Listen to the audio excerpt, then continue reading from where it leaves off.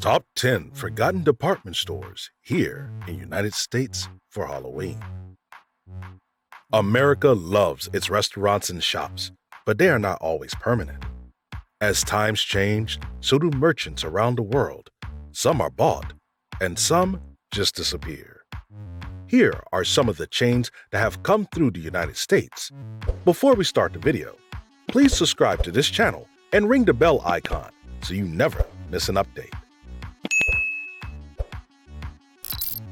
10. Bradley's. The Bradley's Department Store, popularly known as Bradley's, was a department store located in Braintree, Massachusetts, operating mainly in the northeastern United States.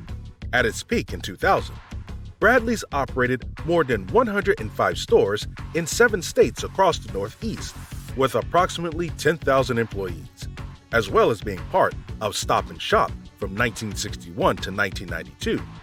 The series went on in Chapter 11 with a bang. In 2000, all its stores were closed on March 15, 2001. The Bradley's was renamed Bradley International Airport in Connecticut, where the first meetings were held and maintained the store's founders. The first store opened in New London, Connecticut on March 14, 1958. The company was acquired by Stop & Shop in 1961, which ran the series until 1992. 9. S. Klein. S. Klein on the Square, or simply S. Klein, was a popular New York City-based retail store. The best shops, a large building, and a fashion house for women were located in Union Square East in Manhattan. This place will meet the 1920s idiomatic catchphrase, "in the square," to provide a subtitle. S. Klein positioned himself a step above the regional discount stores of his time, which knew more about fashion than others. S. Klein stores were full-line stores, including furniture doors, fur salons, and fully stocked pet doors. Russian-born Samuel Klein founded S. Klein in 1905, or about 1912, in the area of Union Square East between 14 and 15 streets.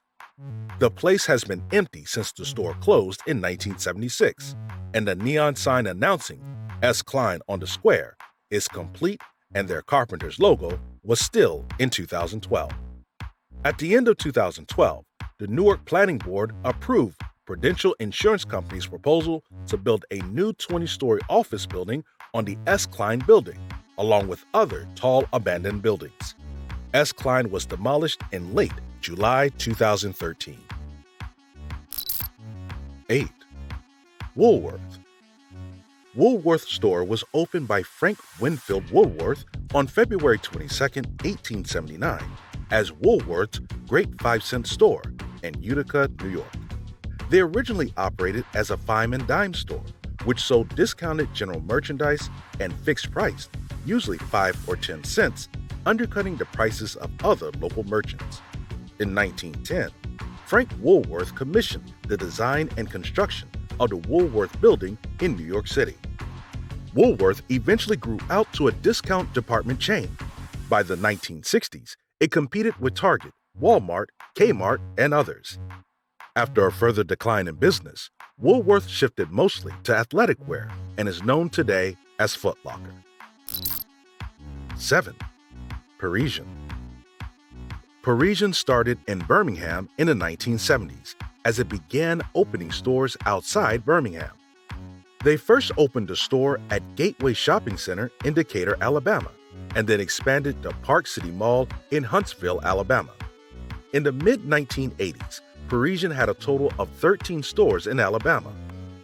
Its first 2 stores outside of Alabama were located in Florida at Cordova Mall in Pensacola and at Sarasota Square Mall, now known as Westfield Sarasota Square in Sarasota.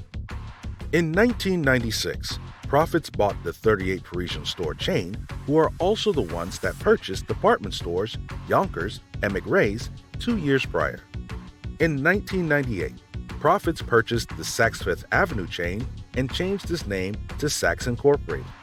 Saks then sold Parisian to Belk in 2006, ending the chain's existence. 6. Mervins. Mervyn G. Morse founded Mervin's first store in San Lorenzo, California, on July 29, 1949. Mervyn's was located in the center of San Lorenzo Village, an organized community between the towns of Hayward and San Leandro, built of 2- and 3-room tractor houses built between 1944 and 1950. Mervyn has proven itself to be a low-cost, nonprofit retailer, which allows the store to be able to buy lower prices than competing stores. Mervyn's also donated basic seconds to the factory spaces such as jeans, t-shirts, underwear, and similar clothing, with minor and undetectable errors. Before moving at number 5, we have a good offer for you.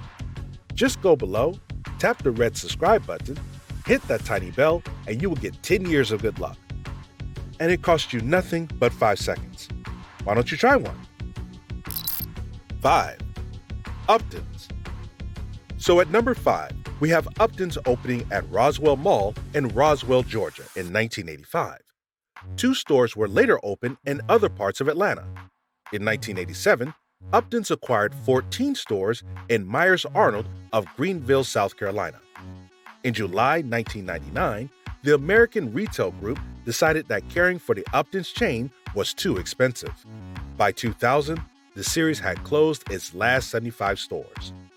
At the time, the American Retail Group also owned a property retailer, Maurice's Incorporated, Eastern Mountain Sports Incorporated, Sportswear Series, and The Hub Incorporated, which included Miller's Outpost clothing chains, most Levi outlets, most Dockers Outlet, and Anchor Blue. 4. Service Merchandise. It was founded in 1934 by Harry and Mary.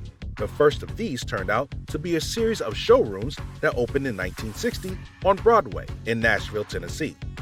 The old logo was widely used in the 1970s through to 1985.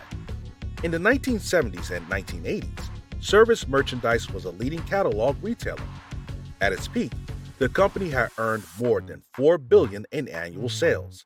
As the company expanded, it began to open exhibition halls throughout the country, especially in shopping malls, which were popular in the 1970s.